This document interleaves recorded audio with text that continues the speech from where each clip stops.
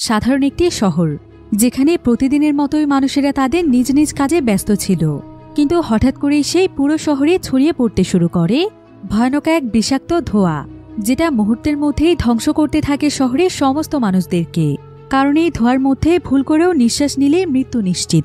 এমনকি এই ধোঁয়া যদি মানুষের শরীরের সংস্পর্শে আসে, তাহলে সঙ্গে সঙ্গে শরীরের সেই স্থানটি একদম জ্বলে যায়। আর এমনই এক ভয়ানক ধোঁয়ার মাঝে ফেসে যায় সেই শহরের শত শত মানুষ। তারা শহরের বিভিন্ন বিল্ডিংয়ের মধ্যে আটকা পড়ে। এমনকি অনেকে তো বাঁচার জন্য বিভিন্ন উঁচু উঁচু জায়গাতে গিয়ে আশ্রয় নেয়। কিন্তু তারপরও অনেক দ্রুত গতিতে সেই বিষাক্ত ধোঁয়ার উচ্চতা বাড়তেই থাকে। ফলে মৃত্যু ঘনিয়ে আসতে থাকে তাদের সকলের দিকে।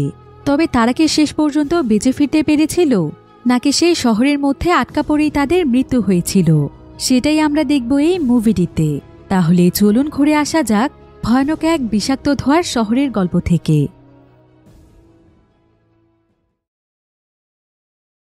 তো গল্পটি শুরু হয় সাউথ কোরিয়ার সিওল শহরে, যেখানে আমরা ইয়ং নামক একটি ছেলেকে দেখতে পাই। ইয়ং একটি পার্কের মধ্যে ওয়ার্কআউট করছিল। সে আসলে খুবই ভালো একজন মাউন্টেন ক্লাইম্বার, অর্থাৎ যে কোনো উঁচু উঁচু পাহাড়ে ওঠা যেন তার কাছে কোনো ব্যাপারই ছিল না। যার ফলে সে তার কলেজ লাইফে অনেকগুলো মেডেলও জিতেছে। যদিও তখন সে সকলের কাছ থেকে সম্মান পেত, কিন্তু এখন যেন তার পুরো লাইফের রুলসে একদম বদলে গিয়েছে। কেউ তাকে সম্মান করা তো দূরের কথা, বরং বিন্দু পরিমাণ দামও দেয় না।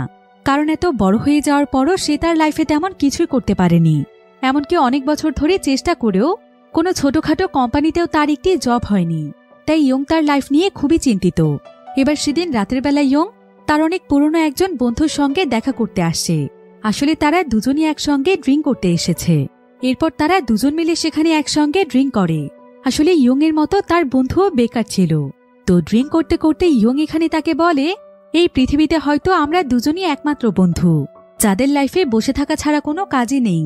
আমরাই হয়তো পৃথিবীর সবচাইতে ইউজলেস মানুষ। এরপর আমরা ইয়ংকে তার বাড়িতে দেখতে পাই, যেখানে তার মা বাবা একসঙ্গে টিভি দেখছিল। এমন সময় ইয়ং এর বাবা টিভি চ্যানেল চেঞ্জ করার জন্য ইয়ং এর মায়ের কাছ থেকে আস্তে আস্তে করে রিমোটটি চুরি করে নিতে চাইছিল, কিন্তু তার মা এটা দেখে ফেলে। এরপর তাদের দুজনের মধ্যে রিমোট নিয়ে ঝগড়া শুরু হয়ে যায়।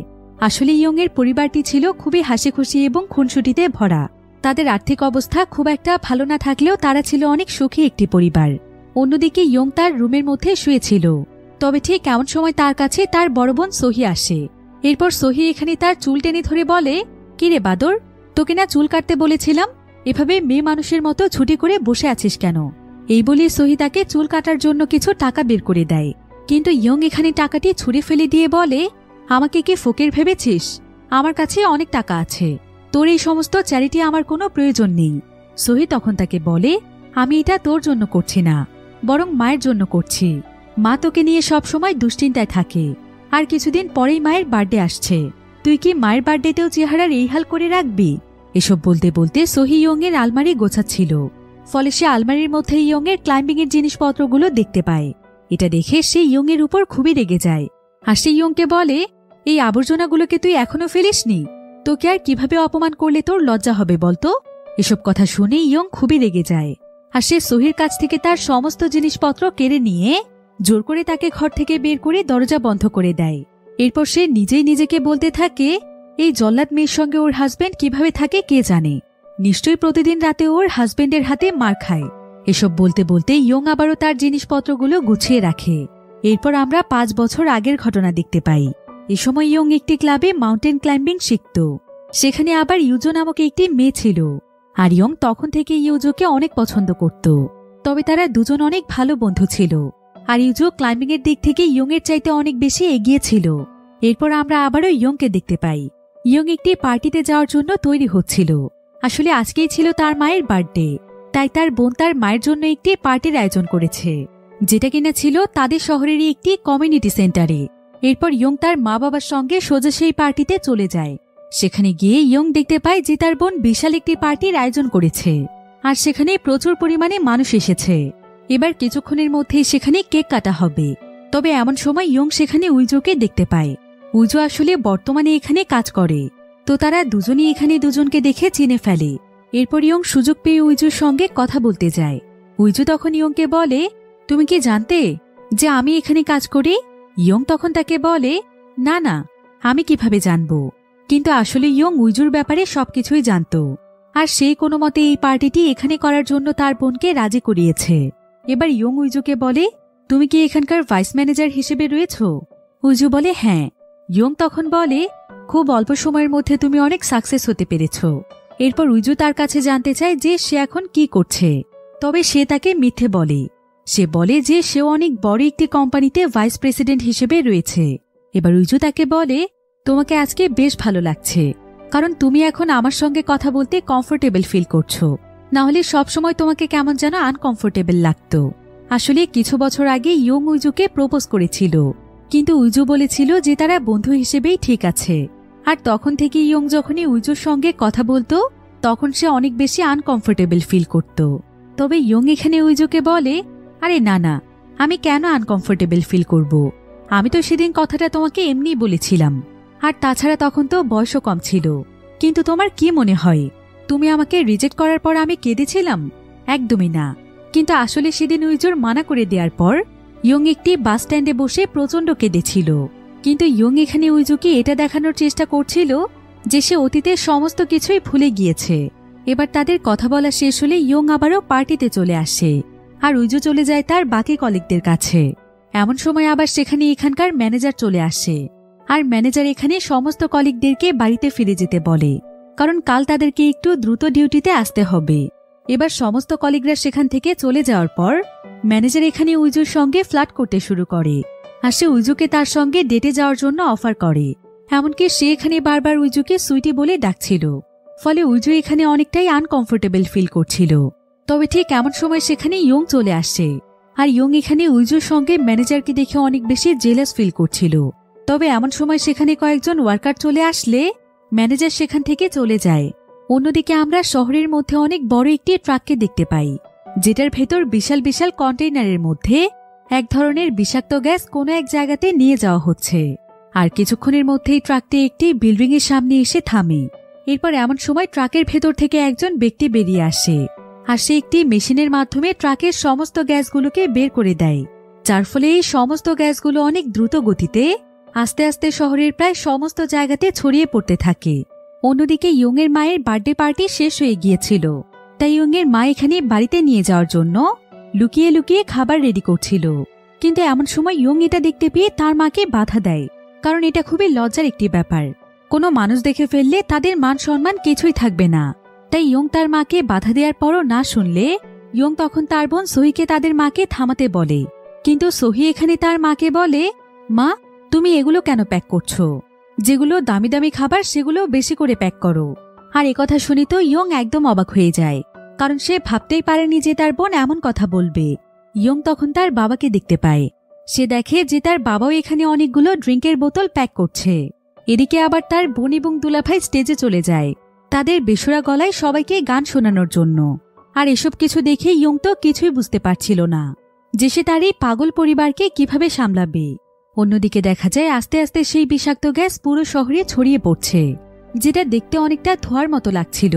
দেখে এমন মনে হচ্ছিল যে শহরের মাটিতে হয়তো মেঘ নেমে এসেছে। তাই শহরের অনেক মানুষ খুবই এক্সাইটেড হয়ে যায়, কারণ তারা কেউই জানত না যে এটা একটি বিষাক্ত গ্যাস। তাই অনেকে এখানে সেই ধোঁয়ার সঙ্গে ছবিও তুলতে শুরু করে, কারণ এটা ছিল এমন একটি গ্যাস যেটার সংস্পর্শে আসলেই শরীরে জ্বালাপোড়া শুরু হয়ে যায়। এমনকি এটা নিঃশ্বাসের সঙ্গে শরীরের ভেতরে চলে গেলে কিছুক্ষণের মধ্যেই মানুষ মারা যায়, যার ফলে মুহূর্তের মধ্যেই পুরো শহরে একদম হইচই শুরু হয়ে যায়। মানুষ নিজেদের জীবন বাঁচানোর জন্য এদিক ওদিক ছুটোছুটি করতে থাকে। অনেক মানুষ তো বিভিন্ন বিল্ডিং এর মধ্যেও আটকা পড়ে যায়, আর যে এখানে নিঃশ্বাস নিচ্ছিল সেই সঙ্গে সঙ্গে ছটফট করতে করতে মারা যাচ্ছিল। এরপর দেখা যায় একটি আগুন লেগে যাওয়া জ্বলন্ত গাড়ি তার নিয়ন্ত্রণ হারিয়ে সোজা সেই বিষাক্ত গ্যাসের গাড়িতে এসে ধাক্কা দেয়, যার ফলে একটি বিষাক্ত গ্যাস ট্যাঙ্ক গিয়ে পড়ে সেই বিল্ডিং এর মধ্যে যেখানে ইয়ং এর মায়ের বার্থডে পার্টি হচ্ছিল।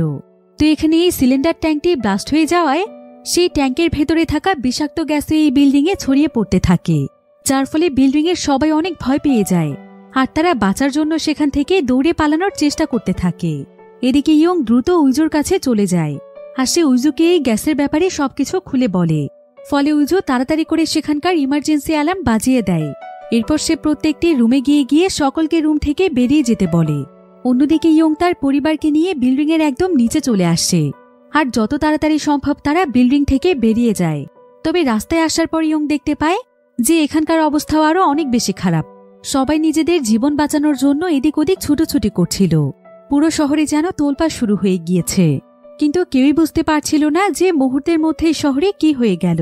তবে ইয়ং একটু দূরে তাকিয়ে দেখতে পায় যে পুরো শহরে ধোঁয়ার মতো একটি গ্যাস ছড়িয়ে পড়ছে। এখন এই বিষাক্ত গ্যাসগুলো তাদের দিকেই ধেয়ে আসছিল। এমনকি এখান থেকে পালিয়ে যাওয়ার মতো আর কোনো রাস্তা ছিল না। তবে এমন সময় সেখানে উইজু এসে সবাইকে বলে, আপনারা যত তাড়াতাড়ি সম্ভব বিল্ডিংয়ের একদম উপরের ফ্লোরে চলে যান, কারণ এটাই এখন সবচাইতে সুরক্ষিত একটি জায়গা। যার ফলে সবাই তখন বিল্ডিংয়ের উপরের দিকে যাচ্ছিল। কিন্তু এদিকে ইয়ংয়ের বোন সোহি তাদের গাড়িতে উঠে পড়েছিল।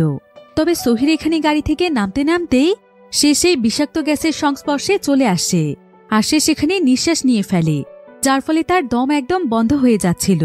তবে ইয়ং তখন দ্রুত সোহিকে তার কাঁধে করে বিল্ডিংয়ের ভেতরে নিয়ে যায়। এখানে দেখা যায় যে সোহির অবস্থা অনেক বেশি খারাপ হয়ে গিয়েছে। ইয়ং এবং তার পরিবার এতে একদম অস্থির হয়ে পড়ে। তবে ইয়ং দ্রুত একটি অ্যাম্বুলেন্সে ফোন দেয়, আর উইজু এখানে অ্যাম্বুলেন্সকে তাদের অ্যাড্রেস বলে। এবার ইয়ং এবং উইজু যখন জানালার কাছে আসে, তখন তারা শহরের পরিস্থিতি দেখে যেন নিজের চোখকেই বিশ্বাস করতে পারছিল না, কারণ তাদের পুরো শহরটি একদম বিষাক্ত ধোঁয়ায় ভরে গিয়েছে। এমনকি এখন শহরের কোথাও কোনো মানুষকেও দেখা যাচ্ছে না। এই দৃশ্য দেখে ইয়ং এবং উইজু দুজনেই অনেক ভয় পেয়ে যায়, কারণ এই বিষাক্ত ধোঁয়াটি এখন আস্তে আস্তে উপরের দিকে আসতে শুরু করেছে, আর তারা কেউই এখন চাইলেও এখান থেকে পালাতে পারবে না। এবার ইয়ং এখানে সবাইকে বলে, আমাদেরকে দ্রুত এখন বিল্ডিংয়ের ছাদে চলে যেতে হবে, কারণ এই বিষাক্ত ধোঁয়া এখন দ্রুত গতিতে উপরের দিকে আসতে শুরু করেছে। তবে এখানে সোহির অবস্থা এখনো অনেক খারাপ ছিল, তাই সবাই একসঙ্গে সোহিকে নিয়ে উপরের দিকে যাওয়ার জন্য তৈরি হচ্ছিল। তবে ঠিক এমন সময় তাদের প্রত্যেকেরই মোবাইলে একটি করে মেসেজ আসে, যেখানে লেখা ছিল, একটি বিষাক্ত গ্যাস আমাদের পুরো শহরে ছড়িয়ে পড়েছে, আর এটার উচ্চতা আস্তে আস্তে অনেক বেড়ে যাচ্ছে। আপনারা যে যেখানে আছেন সবাই দ্রুত আপনাদের কাছের যে কোনো ছাদে চলে যান এবং সাহায্যের জন্য 911 নাম্বারে কল করুন। এটা দেখে সবাই তখন দ্রুত গতিতে ছাদে যেতে শুরু করে। কিন্তু উপরে আসার পর তারা দেখতে পায় যে বিল্ডিংয়ের ছাদের দরজা লক করা আছে। অনেক চেষ্টা করার পরও এটা কিছুতেই খুলছে না। তবে এখানে আবার ম্যানেজারের মনে পড়ে যায় যে সে তো আসলে ছাদের চাবি নিচের ফ্লোরে রেখেছিল, কিন্তু এখন নিচের ফ্লোরে যাওয়ার মতো কোনো উপায় ছিল না, কারণ নিচের দিকের প্রায় কয়েকটা ফ্লোরে বিষাক্ত গ্যাস দিয়ে ভরে গিয়েছে।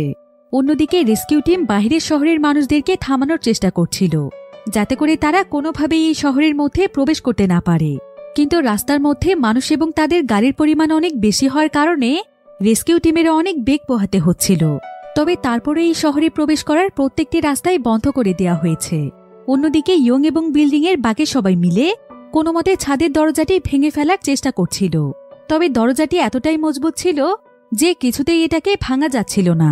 এতে সেখানকার অনেকেই ম্যানেজারের উপর রেগে যায়। এমনকি একজন ব্যক্তি এখানে ম্যানেজারকে বলে, আপনি তো এখানকার ম্যানেজার, আপনার তো এই দরজা খোলার কোনো টেকনিক জানার কথা, তাহলে আপনি কেন চুপচাপ দাঁড়িয়ে আছেন? কিন্তু ম্যানেজার এখানে তাকে বলে, আমার কোনো কিছুই করার নেই, কারণ এটা অনেক অত্যাধুনিক একটি দরজা। এটাকে খুলতে হলে হয় চাবি দিয়ে খুলতে হবে, তা না হলে শুধুমাত্র ছাদের ভেতর থেকেই খোলা যাবে।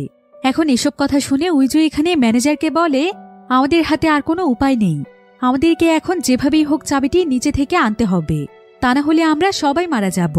কিন্তু উইজু তাকে টেনে সেখানে নিয়ে যায়, আর তাদের পেছু পেছু বাকিরাও নিচের ফ্লোরে চলে আসে এবং দ্রুত সেখানকার একটি সুরক্ষিত জায়গাতে ঢুকে পড়ে। এরপর তারা সবাই মিলে প্রত্যেকটি জায়গাতেই চাবিটি খুঁজছিল।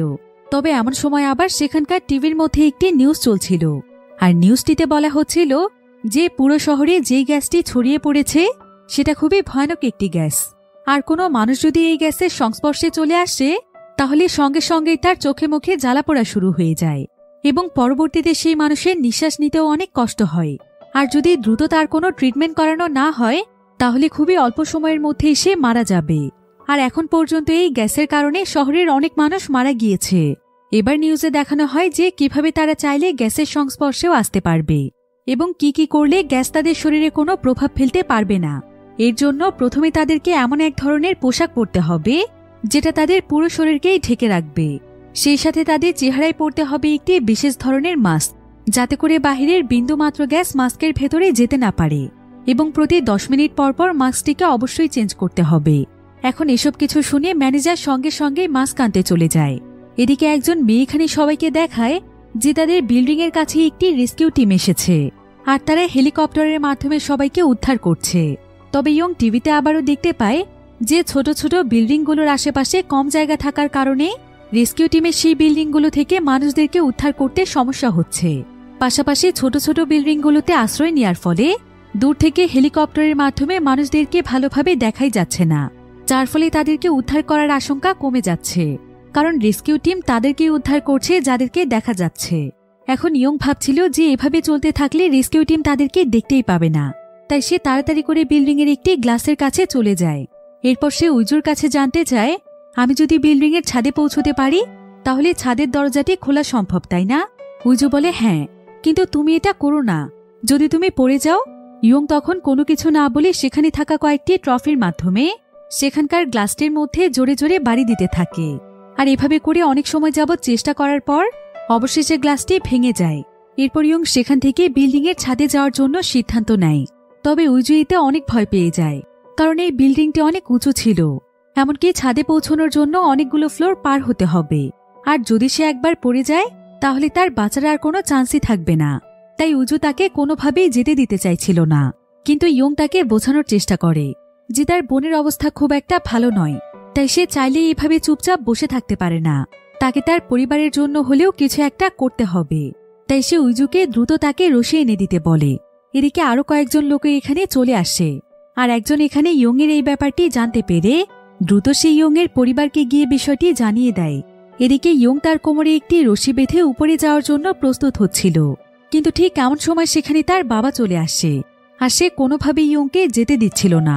এবার দেখতে দেখতেই সেখানে ইয়ংয়ের মাও চলে আসে, আর ইয়ং যখন এটা দেখতে পায় তখন সে সঙ্গে সঙ্গে দৌড়ে লাফ দিয়ে বাহিরে চলে যায়, আর সে কোনো মতে অপর প্রান্তের একটি বিল্ডিংয়ের গ্রিল ধরে ফেলে। কিন্তু এদিকে সবাই মিলে ইয়ংয়ের কোমরে বাঁধা রশিটি ধরে টানছিল। তবে ইয়ং তাদের সবাইকে এমনটা করতে নিষেধ করে। সে বলে যে তারা যেন রশিটিকে কোনো মতে ধরে থাকে এবং তার প্রয়োজন মোতাবেক তারা যেন রশি ছাড়তে থাকে।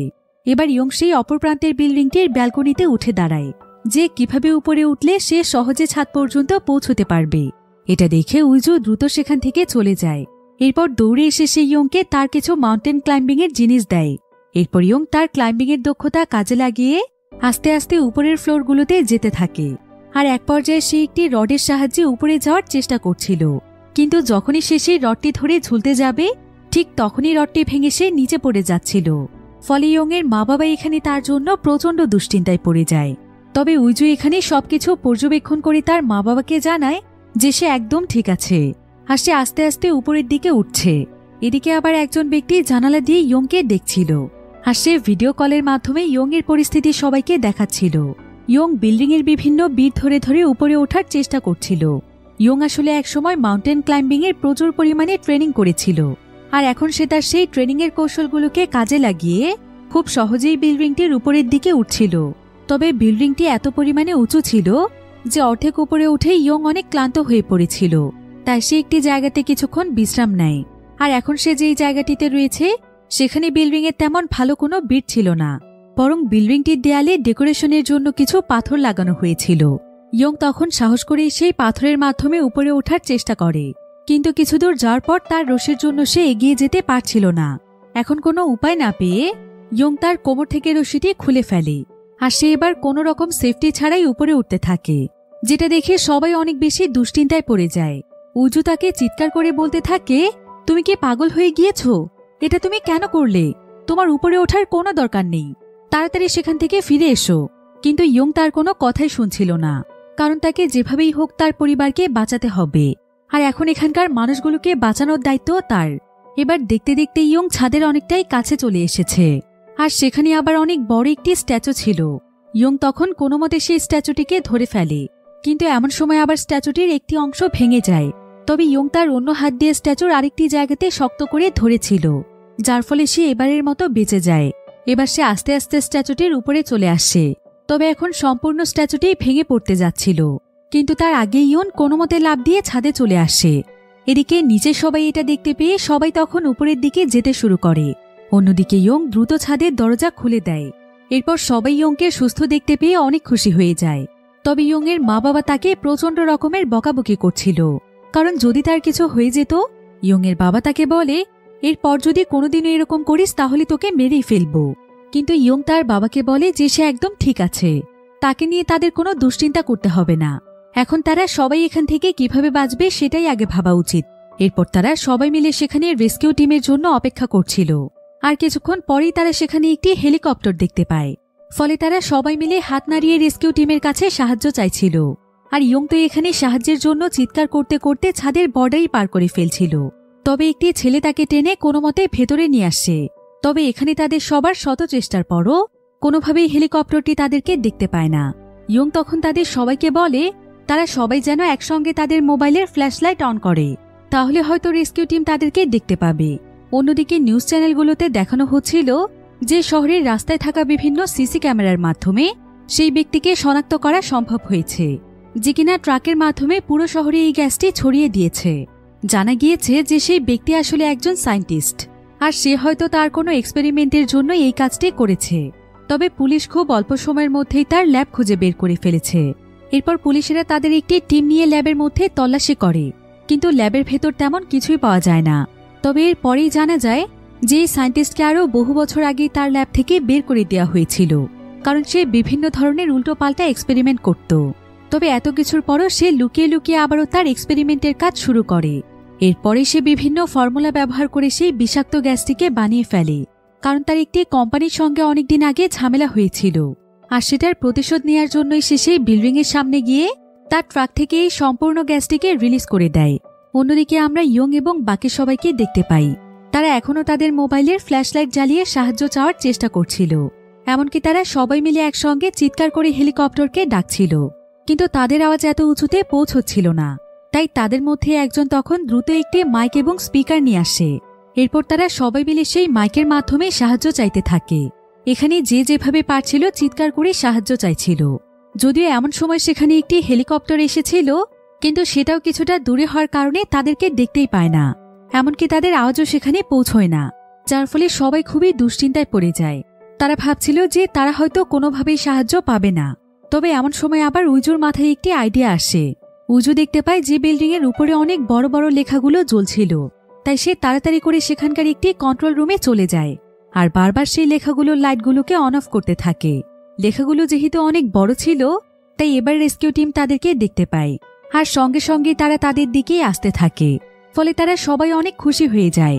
অন্যদিকে উজু তাড়াতাড়ি করে কন্ট্রোল রুম থেকে উপরের দিকে যাচ্ছিল, কিন্তু যাওয়ার সময় সিঁড়িতে পা পিছলে সে পড়ে যায় আর তার হাত থেকে তার মোবাইলটিও ছিটকে একদম নিচে পড়ে যায়। অন্যদিকে রেস্কিউ টিম তাদের হেলিকপ্টার নিয়ে ছাদে চলে এসেছে আর তারা এক এক করে সবাইকেই তাদের হেলিকপ্টারে উঠিয়ে নিচ্ছে। তো তারা সবাই যখন হেলিকপ্টারে উঠে যায়, ঠিক তখনই দৌড়তে দৌড়তে সেখানে উইজু চলে আসে। এরপর উইজু এবং ইয়ং হেলিকপ্টারে উঠতেই যাবে, কিন্তু রেস্কিউ টিম তাদেরকে বাধা দেয়, কারণ হেলিকপ্টার পুরোপুরিভাবে লোড হয়ে গিয়েছে এবং এর চাইতে বেশি ওজন আর হেলিকপ্টার নিতে পারবে না। তাই রেস্কিউ টিম তাদেরকে এখানে রেখে যাওয়ারই সিদ্ধান্ত নেয়। কিন্তু ইয়ং এখানে রেস্কিউ টিমের কাছে বারবার অনুরোধ করছিল। সে বলছিল যে তাকে এখানে রেখে গেলেও কোনো সমস্যা নেই, কিন্তু সে যেন তাদের সঙ্গে করে শুধুমাত্র উইজুকে নিয়ে যায়। ইয়ংয়ের অনেক অনুরোধের ফলে রেস্কিউ টিম রাজি হয়। তবে উইজু কোনোভাবে ইয়ংকে ফেলে চলে যেতে চাইছিল না, সে ইয়ংয়ের সঙ্গেই থাকতে চাইছিল। তাই এবার রেস্কিউ টিম তাদের দুজনকে সেখানে রেখে বাকিদেরকে নিয়ে রওনা হয়। তবে ইয়ংয়ের মা বাবাও এখানে নেমে যেতে চাইছিল, তারাও তাদের ছেলেকে রেখে কোথাও যেতে চাইছিল না। কিন্তু ইয়ং তাদেরকে বলে যে কিছুক্ষণের মধ্যে এখানে আরও একটি হেলিকপ্টার আসবে, তাই সেও দ্রুত তাদের কাছে পৌঁছে যাবে। কিন্তু তাদের হেলিকপ্টারটি চলে যাওয়ার অনেক সময় পরেও সেখানে আর কোনো হেলিকপ্টারই আসছিল না, যার ফলে ইয়ং এবং উইজু দুজনেই অনেক ভয় পেয়ে যায়। উইজু তো ভয়ে এখানে কাঁদতে শুরু করে, কারণ তার কাছে মনে হচ্ছিল যে তারা হয়তো আর বাঁচবে না। কিন্তু ঠিক এমন সময় তারা সেখানে আরেকটি হেলিকপ্টার দেখতে পায়, যেটা কিনা তাদের দিকেই আসছিল, যার ফলে তারা দুজনেই অনেক খুশি হয়ে যায়। কিন্তু কিছুক্ষণ পরেই দেখা যায় যে সেই হেলিকপ্টারটি আসলে তাদের দিকে নয়, বরং আরেকটি উঁচু বিল্ডিংয়ের ছাদে কিছু মানুষ আটকা পড়েছিল। আর এই হেলিকপ্টারটি সেই সমস্ত মানুষদেরকেই উদ্ধার করতে যাচ্ছে। তারা হেলিকপ্টারটিকে নানাভাবে সিগন্যাল দেওয়ার চেষ্টা করলেও কোনোভাবেই হেলিকপ্টারটি তাদেরকে দেখতে পায় না। এরপর ইয়ং ছাদের কিনারে গিয়ে নিচে তাকিয়ে দেখতে পায় যে সেই বিষাক্ত ধোঁয়াটি আস্তে আস্তে ছাদের অনেক কাছে চলে এসেছে। কিছুক্ষণের মধ্যেই এটা ছাদটিকেও পুরোপুরিভাবে গ্রাস করে ফেলবে। তাই যত তাড়াতাড়ি সম্ভব তাদেরকে আরো উঁচু জায়গাতে যেতে হবে, আর এটা একমাত্র তাদের পাশের বিল্ডিংয়ের ছাদে গেলেই সম্ভব। তাই ইয়ং তাড়াতাড়ি করে নিচের ফ্লোরে চলে আসে আর সে এখান থেকে ক্লাইম্বিংয়ের কিছু জিনিসপত্র, দড়ি এবং পানি নিয়ে নেয়। আর উজু এখানে কিছু প্রয়োজনীয় জিনিসপত্রের সাথে কয়েকটি মাস্ক এবং তাদের শরীর ঢাকার জন্য কিছু কাপড়ও নিয়ে নেয়। অন্যদিকে ততক্ষণে ইয়ংয়ের মা বাবা সোহিকে নিয়ে হসপিটালে চলে এসেছিল। আর এখানে ট্রিটমেন্ট নেওয়ার ফলে সোহি কিছুটা সুস্থ হয়েছে। এদিকে আবার ইয়ংয়ের ছোট বোন ইয়ংকে বারবার ফোন দিচ্ছিল, কারণ ইয়ংয়ের জন্য তাদের সবার অনেক দুশ্চিন্তা হচ্ছিল। কিন্তু অনেক সময় যাবৎ চেষ্টার পরও ইয়ং তাদের ফোন ধরছিল না। আসলে যেই বিল্ডিংয়ের ছাদে ইয়ং এবং উইজো ছিল, সেই বিল্ডিংটি এখন পুরোপুরিভাবে বিষাক্ত ধোঁয়া দিয়ে ভরে গিয়েছে। এদিকে আমরা ইয়ং এবং উইজোকে দেখতে পাই, তারা পুরোপুরিভাবে তাদের শরীর ঢেকে এবং মাস্ক পরে দুজনেই নিচে চলে এসেছে। আর তারা দৌড়ে একটি উঁচু বিল্ডিংয়ে যাওয়ার চেষ্টা করছে, তবে ধোঁয়ার কারণে তারা পরিষ্কারভাবে রাস্তাগুলো দেখতে পাচ্ছিল না। এদিকে এমন সময় ইয়ং দেখতে পায় যে তারা যে মাস্কটি পরে আছে সেটা শুধুমাত্র 10 মিনিট পর্যন্ত কাজ করবে, তাই যত তাড়াতাড়ি সম্ভব তাদেরকে একটি সুরক্ষিত জায়গাতে পৌঁছতে হবে। তাই দ্রুত তারা দুজন মিলে তাদের কাছেরই একটি বিল্ডিংয়ে ঢুকে পড়ে। আর তারা বিল্ডিংটির একদম উপরের ফ্লোরে চলে আসে। কিন্তু উপরে আসার পর তারা দেখতে পায় যে এখানে অলরেডি সেই বিষাক্ত গ্যাস চলে এসেছে, তাই কোনোভাবেই এখানে আশ্রয় নেওয়া সম্ভব নয়। আর তাদের কাছে বাড়তি শুধুমাত্র একটি মাস্ক ছিল। তো ইয়ং এখানে দ্রুত তার মাস্কটি চেঞ্জ করে সেটা পরে ফেলে। আর এটা দেখে উইজুর কাছে মনে হচ্ছিল যে ইয়ং তাকে ধোঁকা দিয়েছে, সে এখন তাকে না বাঁচিয়ে নিজে বাঁচার চেষ্টা করছে। কিন্তু ইয়ং এখানে তাকে কিছু একটা বোঝানোর চেষ্টা করছিল, তবে তাদের পুরো চেহারায় মাস্ক থাকার কারণে তারা কেউই কারো কথা বুঝতে পারছিল না। এরপর দেখা যায় ইয়ং এখানে উইজুকে রেখেই দৌড়ে পালিয়ে যাচ্ছিল। উইজু যেন নিজের চোখকেই বিশ্বাস করতে পারছিল না, কারণ সে ইয়ংকে এতদিন খুবই ভালো একজন মানুষ ভাবত, আর আজকে কিনা এই ইয়ংই তাকে ধোঁকা দিয়ে পালিয়ে যাচ্ছে। অন্যদিকে আমরা ইয়ংয়ের মা বাবাকে দেখতে পাই, তারা রেস্কিউ টিমের একটি ক্যাম্পে এসেছে, যেখানে শহরের বিভিন্ন জায়গা থেকে মানুষদেরকে উদ্ধার করে আনা হয়েছে। তারা আসলে এখানে ইয়ংয়ের সন্ধানেই এসেছে, কিন্তু এখানে ইয়ংকে দেখতে না পেয়ে তারা খুবই দুশ্চিন্তায় পড়ে যায়, কারণ তারা ভাবছিল যে ইয়ংয়ের আবার কিছু হয়ে যায়নি তো। অন্যদিকে ইয়ং সেই বিল্ডিং থেকে নেমে রাস্তায় চলে আসে, আর সে একটি জায়গাতে অনেকগুলো মাস্কের ডিভাইস খুঁজে পায়, যেগুলোর মাধ্যমে মাস্কের কার্যকারিতার টাইমলাইন বাড়ানো সম্ভব। আসলে সেই বিল্ডিংয়ে যাওয়ার সময় সেই জিনিসগুলোকে দেখতে পেয়েছিল, কিন্তু তখন সে খুব একটা খেয়াল করেনি, তাই এখন সেই সমস্ত ডিভাইসগুলো নিয়ে উইজুর কাছেই যাচ্ছিল।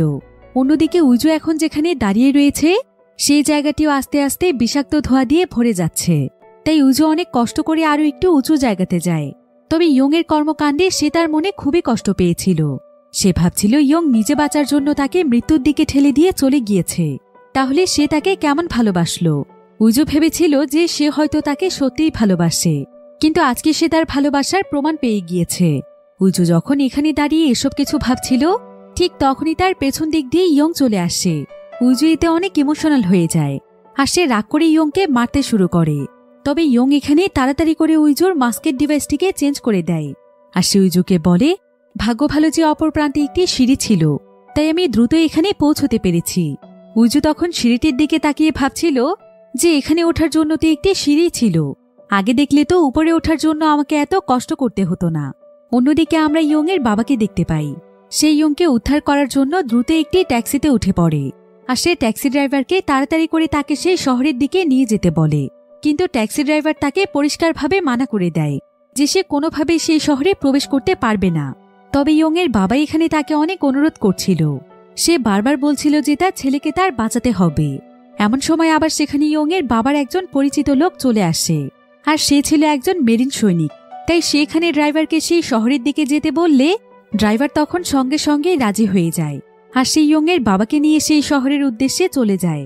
অন্যদিকে ইয়ং এবং উজু অনেক উঁচু একটি বিল্ডিংয়ের মধ্যে চলে আসে, আর তারা সেই বিল্ডিংয়ের ছাদে যাওয়ার চেষ্টা করছিল, কিন্তু এই বিল্ডিংটিরও ছাদের দরজা বন্ধ ছিল, তাই তারা দুজন আবারও নিচে চলে আসে এবং তারা এখান থেকে বের হওয়ার রাস্তা খুঁজতে থাকে। তবে অনেক সময় ধরে মাস্ক পরে থাকার কারণে তাদের দুজনেরই যেন একদম দম বন্ধ হয়ে যাচ্ছিল, তাই তারা একটি সেফ জায়গাতে এসে মাস্ক খুলে ফেলে। এরপর তারা অপর প্রান্তের একটি বিল্ডিংয়ে যাওয়ার সিদ্ধান্ত নেয়, আর সেখানে যাওয়ার জন্য তারা তাদের মাউন্টেন ক্লাইম্বিংয়ের জিনিসগুলো ব্যবহার করছিল। তো এবার দুটো বিল্ডিংয়ের মাঝখানে তারা একটি রশি সেট করে ফেলে। এরপর সেই রশির মাধ্যমে প্রথমে অপর প্রান্তের বিল্ডিংয়ে চলে যায় উইজু। তবে ইয়ং যখন সেই রশিটি পার হচ্ছিল, ঠিক তখনই সেখানে একটি চিমনির মাধ্যমে ধোঁয়া আসতে শুরু করে, যেটা দেখে তারা দুজনই অনেক বেশি ভয় পেয়ে যায়। এখন ইয়ং চাইলেও সামনের দিকে যেতে পারবে না, তাই সে দ্রুত আবারও পিছিয়ে যায় এবং সে দ্রুত তার মাস্কটি পরে নেয়। আর সে একটি জিম টুলের সাহায্যে আরও একটি রশি সেট করে ফেলে। এরপর অনেক দ্রুত গতিতে সে কোনো মতে অপর প্রান্তের বিল্ডিংয়ে চলে আসে। অন্যদিকে আমরা দুজন ব্যক্তিকে দেখতে পাই। তারা ছিল একটি নিউজ চ্যানেলের সাংবাদিক। তো তারা এখানে তাদের সাথে করে একটি ড্রোন নিয়ে সেই শহরের পাশে থাকা একটি নদীর কিনারায় এসেছে। আসলে তারা তাদের নিউজ চ্যানেলের মধ্যে সমস্ত চ্যানেলের আগে সেই শহরের পরিস্থিতি দেখাতে চাইছিল, যাতে করে তাদের চ্যানেলের টিআরপি সবচাইতে বেশি বেড়ে যায়। আর এই কারণে এখন তাদের শহরের মধ্যকার কিছু ফুটেজের প্রয়োজন ছিল। তাই তারা একটি অত্যাধুনিক ড্রোনের মাধ্যমে সেই শহরের ফুটেজ নেওয়ার জন্য ড্রোনটিকে শহরের মধ্যে পাঠিয়ে দেয়। অন্যদিকে আবার নিউজ চ্যানেলগুলোতে দেখানো হচ্ছিল যে সেই বিষাক্ত ধোঁয়াকে নিস্তেজ করার মতো একটি উপায় জানা গিয়েছে। আসলে পানির মাধ্যমে এই ধোঁয়াকে নিস্তেজ করা সম্ভব। এটার উপরে পানি দিলে এটা পুরোপুরিভাবে ভ্যানিশ হয়ে যাবে, যার ফলে রেস্কিউ টিম তখন পুরো দমে তাদের কাজে লেগে পড়ে। আর তারা শহরের বিভিন্ন জায়গাতে পানি দিয়ে সেই বিষাক্ত ধোঁয়ার প্রভাব কম করার চেষ্টা করতে থাকে। কিন্তু যেহেতু এই বিষাক্ত ধোঁয়া পুরো শহরের মধ্যেই ছড়িয়ে পড়েছে, তাই পরিস্থিতি নিয়ন্ত্রণে আনতে এখনো অনেক সময় লাগবে। অন্যদিকে আমরা ইয়ংয়ের বাবাকে দেখতে পাই। সেই ইয়ংকে উদ্ধার করতে সেই শহরে প্রবেশ করার জন্য শহরের কাছেই অবস্থিত সেই নদীর কিনারায় চলে আসে, যারা কিনা ড্রোনের মাধ্যমে শহরের ভিডিও করছিল। অন্যদিকে ইয়ং এবং উইজু অনেক উঁচু একটি শপিং মলের ছাদে চলে আসে। আর ইয়ং এখানে সেখানকার ফোন দিয়ে রেস্কিউ টিমকে ফোন দেয় এবং দ্রুত তাদেরকে উদ্ধার করতে আসতে বলে। এদিকে উইজু এখানে বেশ কয়েকটি স্ট্যাচুর মতো বোর্ড দেখতে পায়। ফলে উইজুর মাথায় একটি আইডিয়া আসে। সে এখানে ইয়ংকে বলে সে যেন রেস্কিউ টিমকে জানায় যে এখানে 20 জন লোক আটকে আছে, তাহলেই তারা দ্রুত এখানে আসবে। ইয়ংও তখন সেটাই বলে। এরপর সেখানে মানুষের যে স্ট্যাচুর বোর্ডগুলো ছিল, তারা দুজন মিলে সেই বোর্ডগুলোকে মানুষের মতো করে সাজিয়ে ফেলে। এরপর তারা দুজন মিলে সাহায্যের জন্য চিৎকার করতে থাকে।